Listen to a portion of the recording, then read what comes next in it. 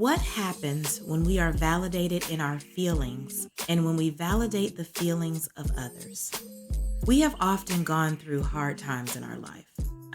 Look at the past year, for example. Validation is the step between listening and hearing or being heard, and then our response to what we hear. True listening occurs when we only listen and we listen purposefully, not when we listen to reply, not when we listen to react, and definitely not when we listen to just reassure someone. All of these things we tend to do unknowingly while we listen to others. We experience these responses while we seek to be heard, supported, or are just speaking our truth. You don't always have to understand or agree with what's being said.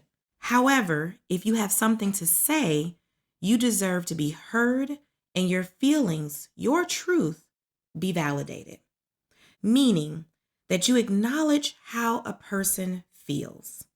For example, saying things like, I hear how angry you are, or I hear and understand how hurtful that was. Maybe I hear how confusing that was. Oh my gosh, I see how much that hurt you. It's all over your face. When you are validated in your feelings, thoughts, or point of view, it is a major release and relief.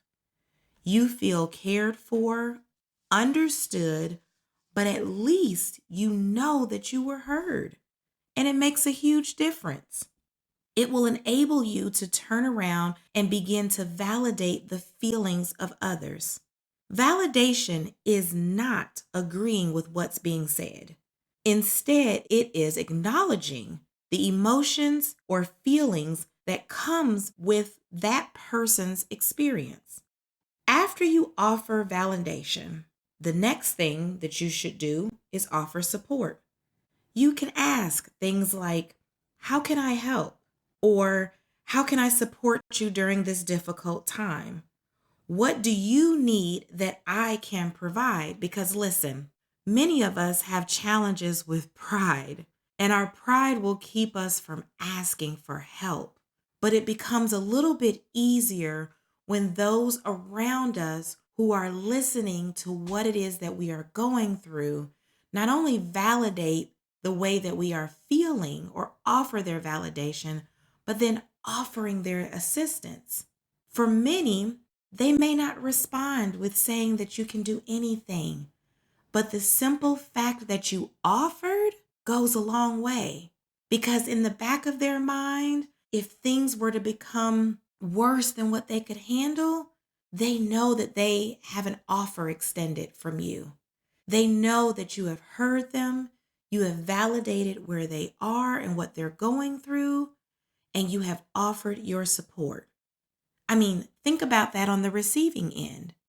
If you are speaking to someone about something that you've experienced, and regardless of if that person can agree with you or not, if he or she can at least validate what it is that you are feeling by acknowledging the fact that you have a feeling, how much better will that make you feel? How much more heard will you feel? How much more of your voice was acknowledged? You see, I believe a lot of what it is that we are going through right now in the times that we are living in, everyone has something that he or she is going through. And the problem is we skip over the part where we are actively listening and truly trying to understand the feelings behind what a person is going through. You may not have all the answers. Their expectation isn't that you do. If you have any type of relationship with a person, friendship, or something further, most often they are just simply wanting to know that they have been heard. So if you offer your support, or should I say, when you offer your support, they may make a request.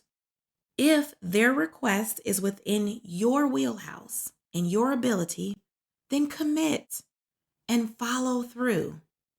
If it is not, that's okay. Commit to being hopeful that they will find the resources and support that they need.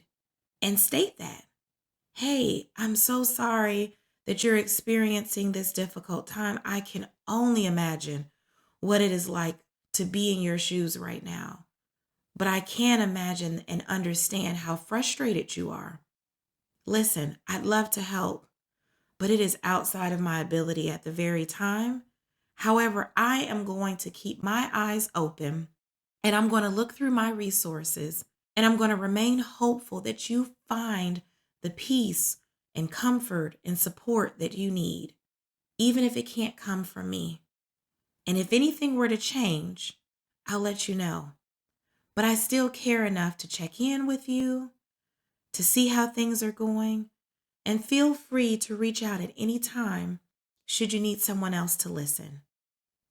I mean, guys, listen. How awesome and amazing is it to receive a response like that when you're going through something that's challenging? I want you to remember your voice, your feelings matter. Don't ever let yourself believe that how you feel and what you feel isn't important and isn't worthy of being spoken. All too often do we find ourselves bottling things up inside because we feel as though no one may care or no one may be able to help us or whatever the case may be, and that could be further from the truth. Frame up the conversation with someone to say, listen, I'm going through a difficult time right now. Do you have the capacity to listen? Wow, the capacity to listen? That's basically checking with them to say, heads up, what I'm getting ready to say or what I'm getting ready to speak to you about is going to be kind of heavy. And with respect for what it is that you may be going through that I know nothing about, I'm asking, do you have the capacity to listen? And if they say, yeah, sure, let's talk about it. What's going on? Speak up. Speak your truth. Speak your feelings because they matter. And hopefully that person who's listening will validate them, will validate how you're feeling. If for any reason they don't, it's not your fault. It is their inability to understand how to support someone. Because validation is the step between actively listening, hearing what's being spoken, and the solution. You see, we often listen for a response. We listen for a solution when many times the person who's speaking doesn't want a solution, right?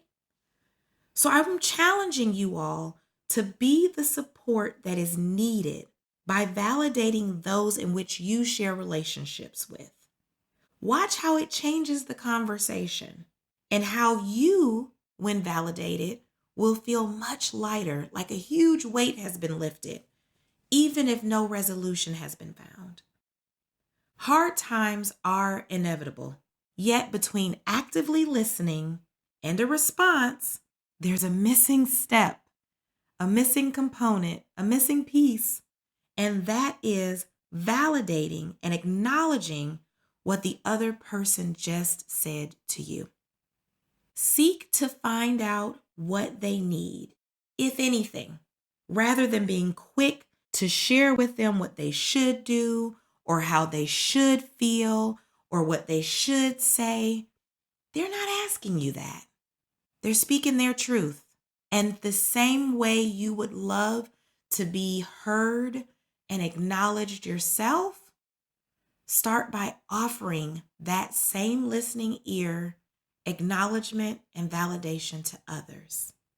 And ask the question or questions. How may I provide you with support? What is it that I can do to help?